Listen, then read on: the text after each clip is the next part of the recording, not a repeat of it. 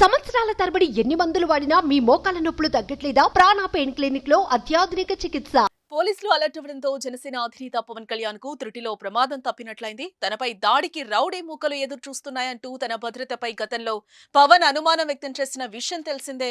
తాజాగా పశ్చిమ గోదావరి జిల్లా భీమవరం సభలో ఇద్దరు వ్యక్తులు అనుమానాస్పదంగా కనిపించారు. సందేహించిన పోలీసులు వారిని తనిఖీ చేయగా వారిలో ఒకరి వద్ద చాకు కనిపించింది. వారిని పట్టుకునే ప్రయత్నం చేయగా పోలీసులపైనే ఒకడు దాడికి ప్రయత్నించాడు. చివరికి వారిద్దరిని టూటౌన్ పోలీసులు అదుపులోకి తీసుకున్నారు. వారు జేబు దొంగలా లేదంటే ఫోన్పై దాడి కోసమే సభకొచ్చారా అన్న కోణంలో పోలీసులు దర్యాప్తు ప్రారంభించారు. నిందితులిద్దరూ వేర్వేరు ప్రాంతాలకు చెందిన వారని, ఒకరితో ఒకరికి ఎలాంటి సంబంధం లేదని పోలీసులు భావిస్తున్నారు.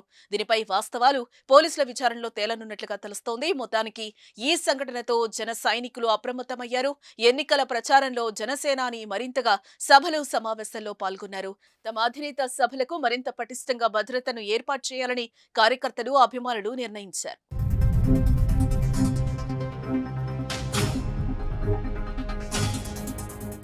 సుమన్ టీవీలో మీ పర్సనల్ అండ్ బిజినెస్ ప్రమోషన్స్ కోసం కింది నెంబర్కి కాంటాక్ట్ చేయండి.